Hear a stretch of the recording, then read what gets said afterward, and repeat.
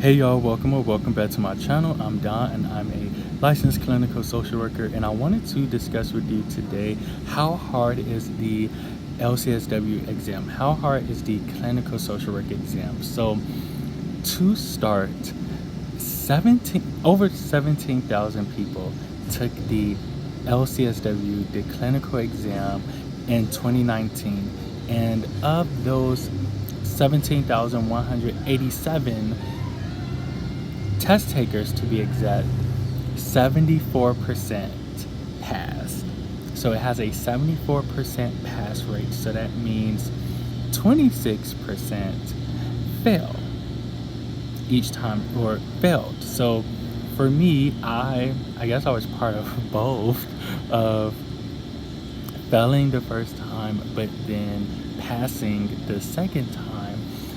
If you want to learn more about that, I have 2 videos on that. Please be sure to check them out. I'll link them in the description box below.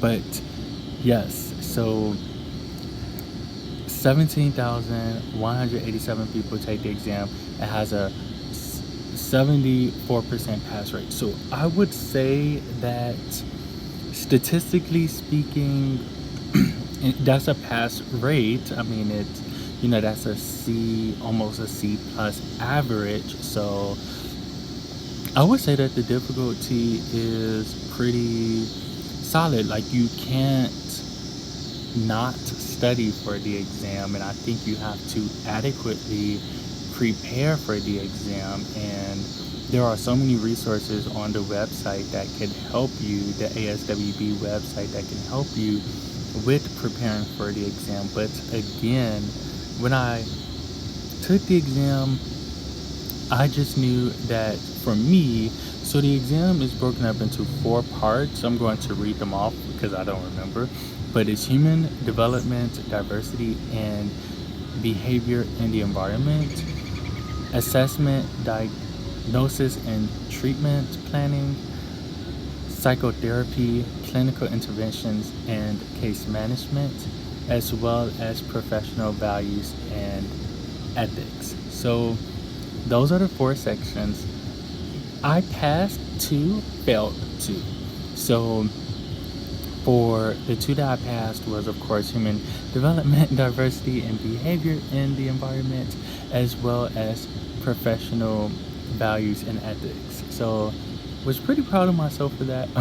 But the fact that I had been working as a therapist for 2.5 years and failed the assessment, diagnosing, and treatment planning, as well as the psychotherapy, clinical interventions, and case management section, that was kind of disappointing and shocking and scary because it's like, oh my gosh, I know what I'm doing with my patients, my clients, but for some reason it just did not register or translate on the exam. So I would say I mean, if you look at the numbers, like, that was the hardest part for me because that's what I failed. So, but looking back on it, I mean, so I failed by 4 points. So for me, I had it in the bag, like literally 4 points. That's nothing. Like, that's, I mean, it's something, but like, it's so close. And shout out to everyone who messages me or who messaged me and, share your journey of getting your clinical license. And shout out to those who failed by 1 point, by 2 points. For those of you who have taken it 2, 3, 4, 5 times, don't give up. Your time is coming. And I just, again, wanted to just make this quick video just to share that it is hard.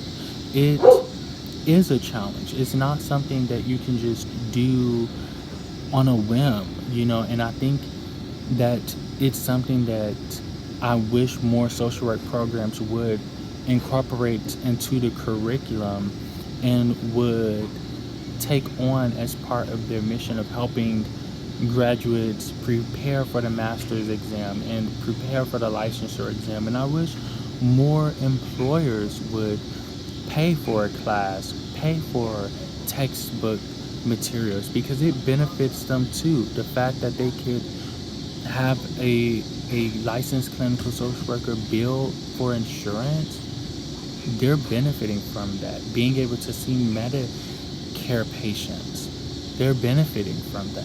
So they should invest in us as well. So yeah, I think I'll stop there. Is it hard? Yes. How hard? I would, on a scale of 1 to 10, I would say that it's probably a 6. It's not impossible to pass. It's not something that you can't do with the accurate preparation. So I really hope that you found this encouraging. I know for me, I took my exam the next month. I turned my weaknesses into my strengths. So I raised my psychotherapy, clinical interventions, and case management score up by 30 points. So I went from a 55% to an 88%. And that's how I was able to pass the exam. So as you are preparing for your exam, comment in the comment section below. Let me know, what are you doing? What programs are you using? I know there's so many people using different programs. ASWB has a prep course. I think it's TLC or something like that. They have a course. So let me know, what are you doing? And if you are interested in working with me on, creating a study plan, identifying your weaknesses, identifying the anxieties that you may be having, or the unsupportive thoughts that you have, please reach out to me, because I can help with that. That was one of the biggest things that I don't think is touched on in classes that I would touch on with you, would be addressing the social emotional aspects of test taking. Test anxiety is real, imposter syndrome's real, self-doubt is real, and all of those things have to be under control before we can pass the exam. So if that's something that you're interested in working with me on, I am more than happy to send you a rate and let you know, and give you an individualized plan to work with you hands-on, one-on-one, until your practice exams are where you want it to be. Because, and I'll end on this note, your practice exam is an indicator of how you will do. I was scoring on the first time 68, 68, 68, 70, 68, 68, 68, and that's what I earned. I earned like a 68% on the clinical exam the first time I took it. That was my average. So, and that made sense. And then the second time I took it, I think I averaged around an 85%, 85, yeah, around an 85%. So and that's what my practice exam was. And then when I took the exam, I was between an 80 and 85%. So again, those practice exams are essential. I have so many resources that I could connect you to. So if you're interested in work with me, please let me know. But otherwise, thanks so much for watching. Comment in the comment section below. Let me know what you're doing. So thanks so much for watching, and until I see you next time, be you, be great.